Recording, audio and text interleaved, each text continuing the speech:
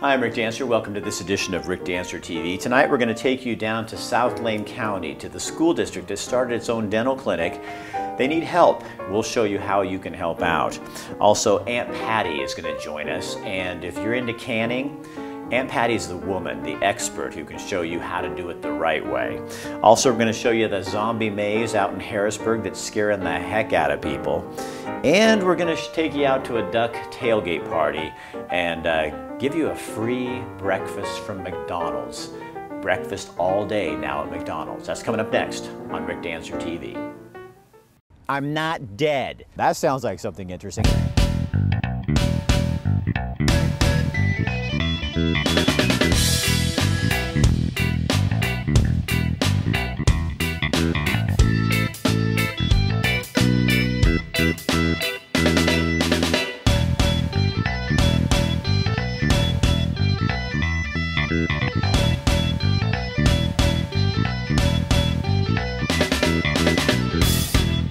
Next, you're going to see a story about an amazing clinic that was started by the South Lane School District down in Cottage Grove and some volunteer dentists. They assist kids who otherwise are getting no dental care. But here's the thing, they need some help. They need volunteer dentists and also hygienists. So watch the story if you're interested. At the end, you'll see how to get a hold of them.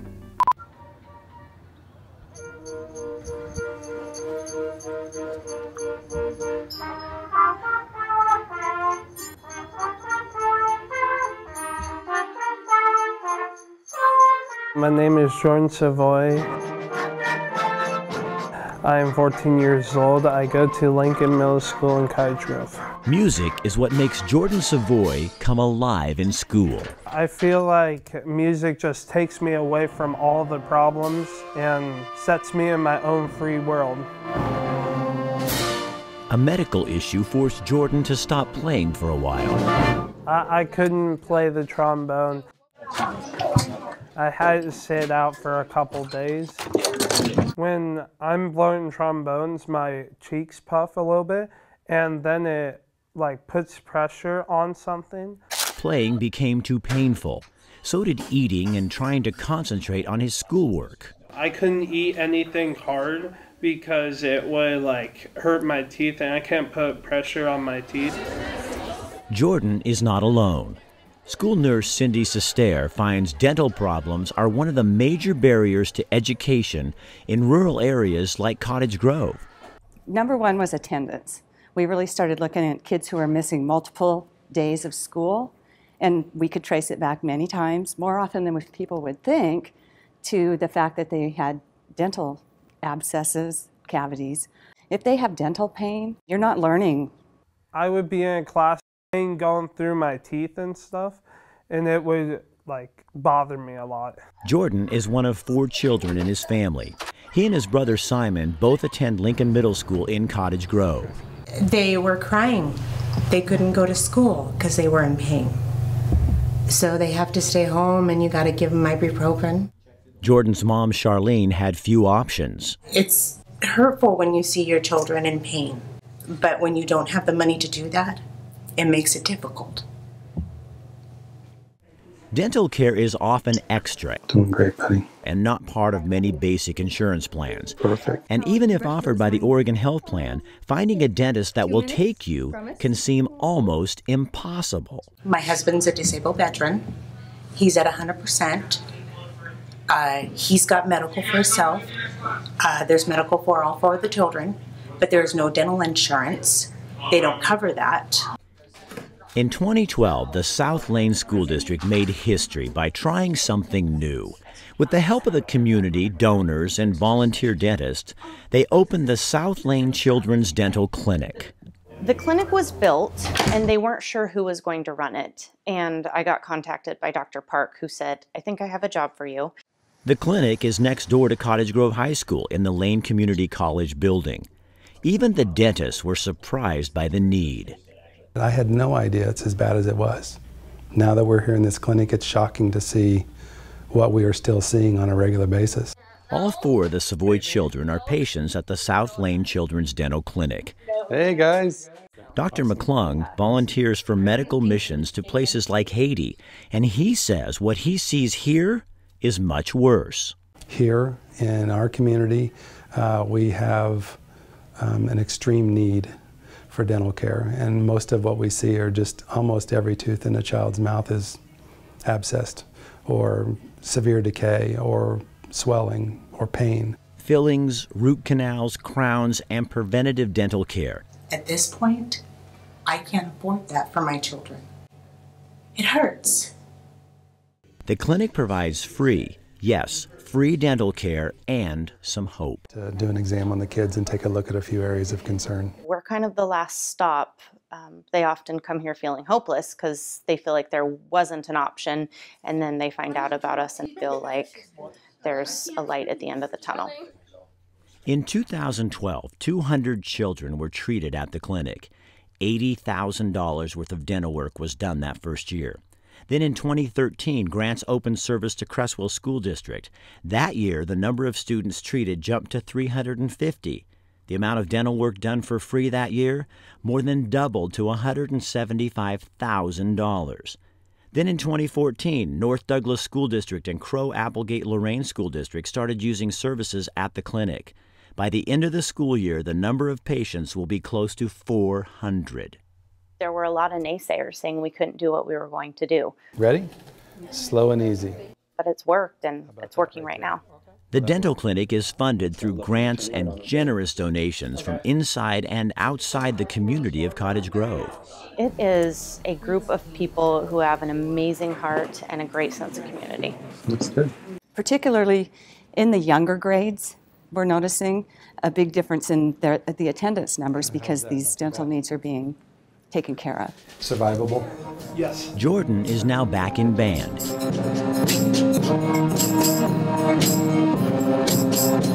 Every day doing what he loves. The pain is gone. I just love playing music. It sets me free.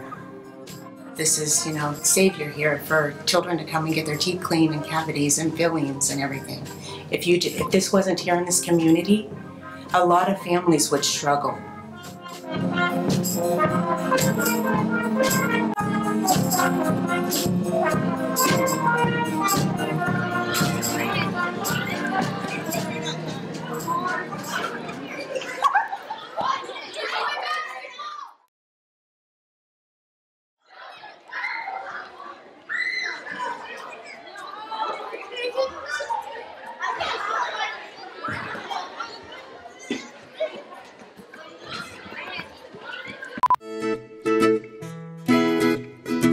Hi, I'm Aunt Patty with Glory Bee.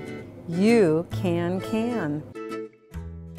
I think people are going back to just kind of living off of what comes from the earth, and they want to learn how to preserve it.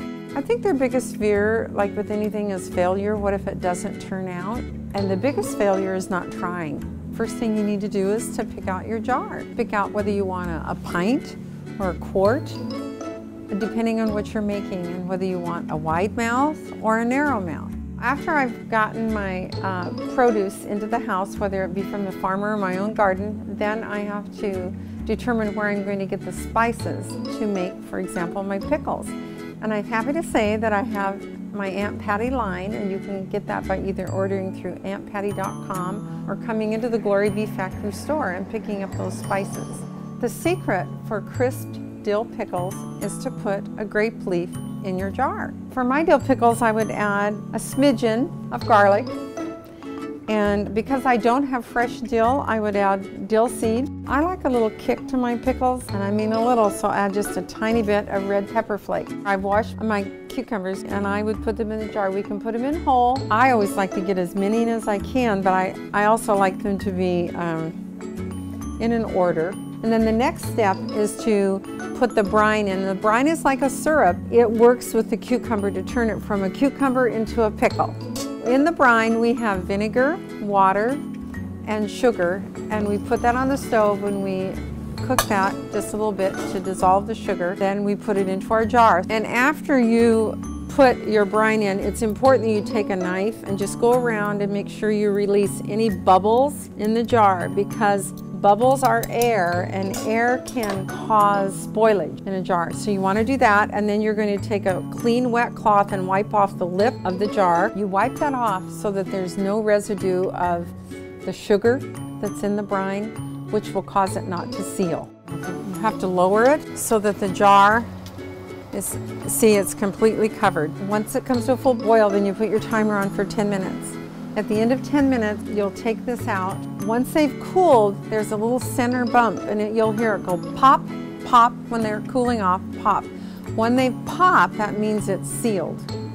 I think people are changing their philosophy from buying what's quick and easy to what's really good and nutritious, and make it their own. See, you too can.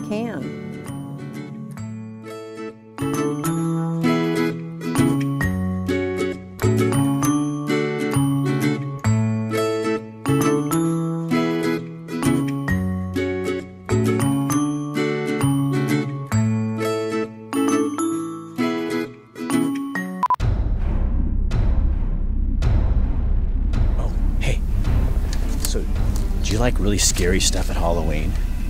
I mean really scary. I'm talking zombies, paintball, dark, you and 5 friends. It's happening out in Harrisburg. They did it last year, scared the bejeebers out of people. Nobody under 10 gets in. You should call 541-285-0073. They also have a Facebook page you can check out. And this is every weekend in October, starting Thursday, Friday, Saturday. They're even doing one on the 1st this year because it was so popular last year. This isn't a maze. This isn't some little haunted hayride. This is real scary. So sign up unless you're too scared.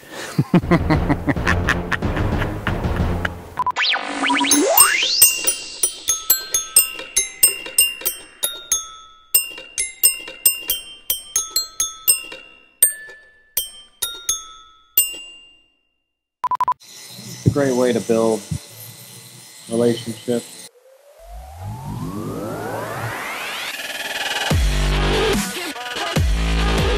If you're looking for a barber who understands the art of cutting hair, Francesco Michelli is the man.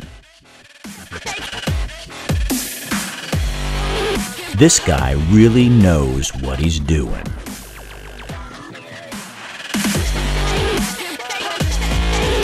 He takes his time, he understands his customer, and he knows what makes you look good.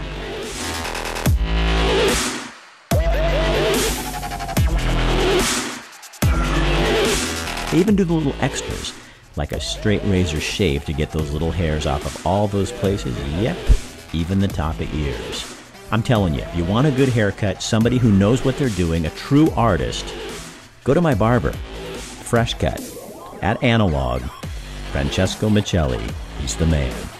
541-357-6903. You'll love it.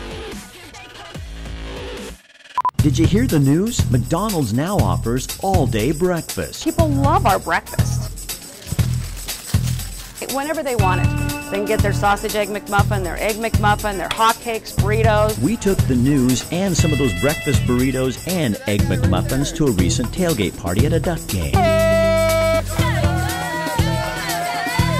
So guys, did you guys hear that McDonald's has breakfast all day now? Breakfast all day at McDonald's? I mean, I will give you some fresh McDonald's breakfast because now you can get it all day. I'm loving it. Breakfast all day at McDonald's. Burrito? All day. It's 1:10, breakfast all day. Go! Go get your breakfast! You guys hear there's breakfast all day at McDonald's? Breakfast all day? You've got to be kidding me. Wait. I thought it was until 11. Hey, McDonald's! Thanks for the breakfast! Go Ducks! That's right. Hear what I want? All day, every time of the day. Oh, I'm starving. Yeah! McDonald's all day breakfast! Yay! We've been waiting for that. Go Ducks! Seriously, we've been waiting for that. Yes, we have been waiting for all day breakfast, actually. Name a scenario right here. Have you ever been with your friends at home, hanging out, and you don't want to leave anywhere, but you guys are starving? You guys are like arguing, like, oh, who delivers or whatever, we have a solution. A genius idea that someone came up with, and it's hungryducks.com. They have over 40 restaurants that you can pick and choose from. They go, they bring it to you, and it's so fast. You can actually track them on the internet. You just go on your computer and you can track them, and when they get here, hungryducks.com. It's genius. So as you can see, my face is getting a little bit scruffy. That's because Movember is coming up. For years, it's been No Shave November, and a few years ago, Movember was created as a way of bringing awareness to men's health issues, specifically testicular cancer and prostate cancer. That prostate cancer is something that can happen to any man, and you need to get tested.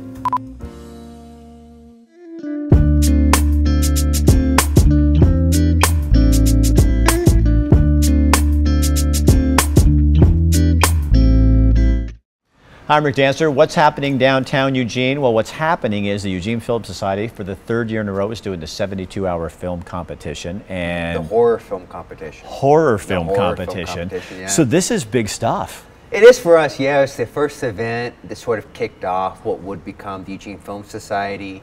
It's always great to come back in and check in with this event. We do a large downtown event around the horror film competition called All Hallows Eugene. It's a downtown Halloween event that includes film screenings and costume parades, trick-or-treating, a bunch of family and youth-oriented activities during the day and more young adult activities at night.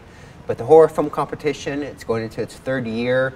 We have two great prizes, a jury prize and audience award, each valued at $1,000 that will be given away. It's a great chance for local filmmakers to get engaged in the local film community and participate in a 72-hour competition that's energizing, exciting, and a great opportunity to connect with the local film community. So, and this is Joshua Purvis. We didn't introduce you with the Film Society because we're so used to each other. We just kind of jump right in there.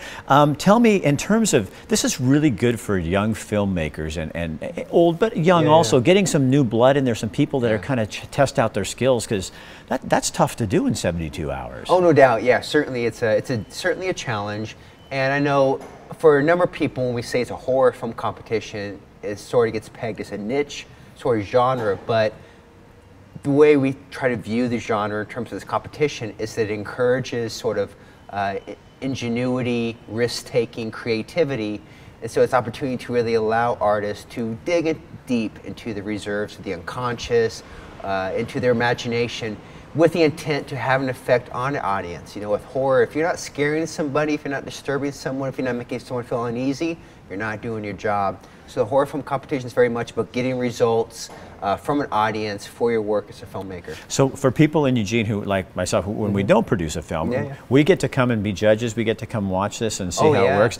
When does that work, and how do we get involved in that? Yeah, so Halloween night, 7 p.m. at the Holt Center, we're going to screen all the submissions in the competition. Oh, awesome. The audience will be able to vote on their favorite film and help determine the audience award winner. So how do you think this helps in Eugene for, we have quite a growing community of film fanatics and more, producers and video producers. How do you think this helps them to kind of get that competition under their belt? Sure. Well, one, it's just more content created, right? So something on your portfolio they're able to share. We always have meet and greets held right before the competition where we invite actors and supporters of the local film community to come and get engaged in the filmmakers. And it creates an opportunity for filmmakers to then resource actors, crew, financiers, whomever else, whether for this production or for future productions. So there's certainly a networking aspect, there's a creation content aspect to it. There's also a celebration component where we come together as a community and participate in the viewing of these films, celebrate the successes, and find ways to sort of generate support for those filmmakers going forward. Well, it's fun for the audience too, because we get to go kind of help push these people and tell them what we liked and what we didn't like. So if I'm a film producer out there, how do I get involved? Sure. Where do I get a hold of you? Sure, so you can find all the information about the competition on the Eugene Film Society website, eugenefilmsociety.com. There we'll have the registration form so filmmakers get involved. This year we're actually launching a sort of preliminary workshop going into the competition We're very fortunate to be working with Albert Krim, who's a screenwriter out of the prestigious American Film Institute, who's going to offer a workshop on how to write an effective short horror film. Registration in the class automatically enrolls you in the competition. Okay. So it's a good way to sort of prime the pump, so to say, get those creative juices flowing, so that at the competition kickoff, when we announce the mandated line of dialogue and prop, filmmakers are better prepared to receive that information, jump into the screenwriting process, and go ahead and expedite that so they can start the production process. And for the rest of us who want to come watch and participate downtown in the night. Oh, absolutely. Yeah. How do we find more about that? Sure. So there's going to be a full day of programming on Halloween.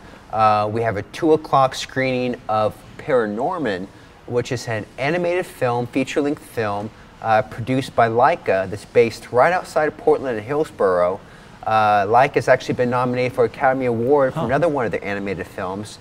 But not only are we going to screen the film Paranorman at the Holt Center, but we're also going to have Georgina Haynes, head of puppetry from Leica, come down and do a special presentation accompanying the screening.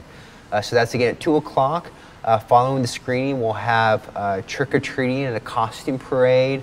Later in the evening, we're going to have a screening at the horror film competition at the Holt. There'll also be a screening of Nosferatu with a live performance by Mood Area 52 at Bijou Art Cinemas. And there'll be a number of other programming going on that night in downtown Eugene. So film screenings, trick-or-treating, costume parades, there'll be art exhibits, there'll be a lot going on Halloween in downtown Eugene. So it all happens downtown. Yes, sir. Joshua, thanks. Absolutely appreciate it, Rick.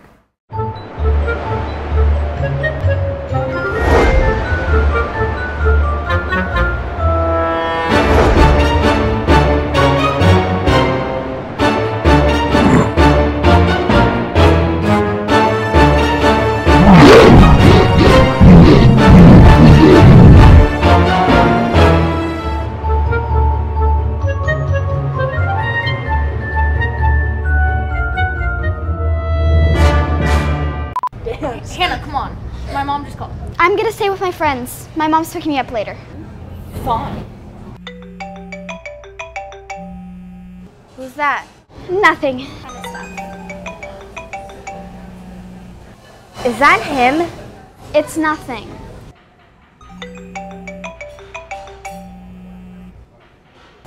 You know, it's kind of creepy that he's texting you over and over again. He knows it. He knows you're with us. Hannah, I'm really worried about you. I really think we should tell someone. Is it a phone or a leash? Hannah, I'm really worried about you. Hi, Michael Coombs, and I'm here to talk about the special thing on Rick Dancer TV that he has all set up with Ranchito Grill over off of Mohawk in Springfield. They have a $6.95 lunch special, and I'm telling you, this is the best Mexican food in the area. It's so delicious. But they're giving away 2 free dinners. All you have to do is go there, sign up, and you can win 2 free dinners, and it's so delicious, I'm telling you. Go down there, check it out. Rick Dancer TV.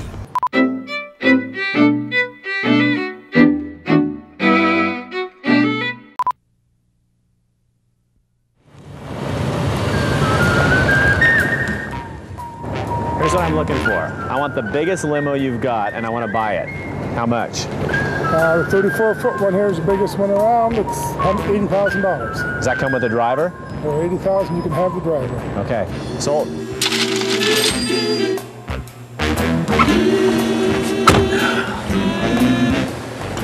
I can learn to live like this. Wherever you want to go, Rick. What I really need is a piece of property, a lot of property, in town, something with a river view, and with a butte. Skinner Butte in the park. Skinner Butte Dancer Park.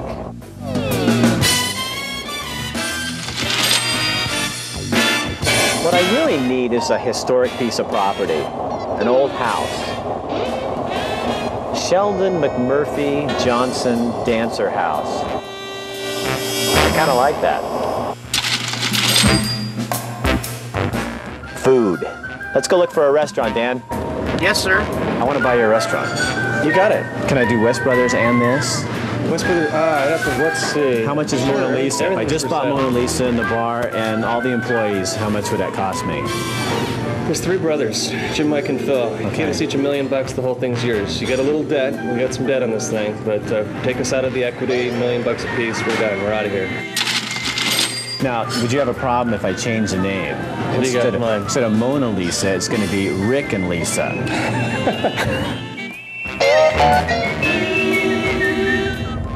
I need a house. I need a big house. Something really big.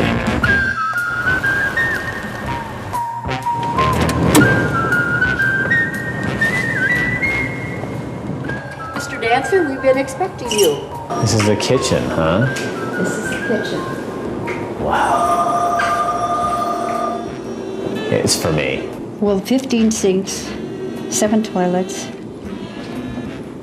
I was really looking for 8. How does that price sound to you? Money's not an object.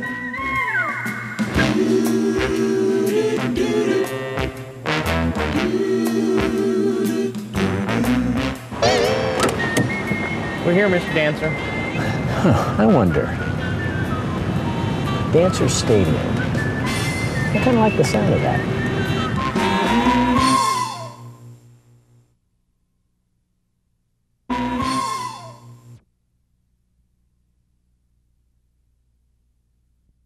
Yeah, you do need journalism because, you know, we live in an age where people have a lot of things going on, and there's a lot of different sources that are pulling away from their time schedules, and so they rely on us to be places and cover things that they can't get to. And it might be everything from a city council meeting with a hot topic, such as a sick leave or something like that. And so they depend on us to be there. We're there all the time. When I used to work in television news, people would come up to me all the time and say, why do you guys always have to focus on negative stories? Why do you always have to do car accidents and crime and murders and that kind of thing, as if that's the only thing going on in our community? And you know what? I never had a real good answer. I couldn't answer because that's just what we did. That's what I love about doing Rick Dancer TV. You know, you people stop me on the streets all the time and you're coming up and saying, Rick, I love what you're doing on your show. And you know why I think you do that? Is because you know that Bill Getz and Will and Emma and Wine Julia and me, we're committed to doing real stories about real people, about good people, and about things going on in our community. We're not telling you what to think, we're just giving you things to think about. That's what you like about it. You want to be part of a conversation, not talked at. We're talked to on Rick Dancer TV. So you know what? We really appreciate the fact that you do tune in, and we ask you to send this to your friends. Get other people involved in the conversation, because we all want to be a part of this thing. You can do things different. Don't let anybody tell you you have to do it the way that everybody else does it, because we're not going to do that at Rick Dancer TV, and I don't want you to do that either. So you just keep showing up every week, and we'll be here, and we'll try to get you something new and something interesting to keep your attention.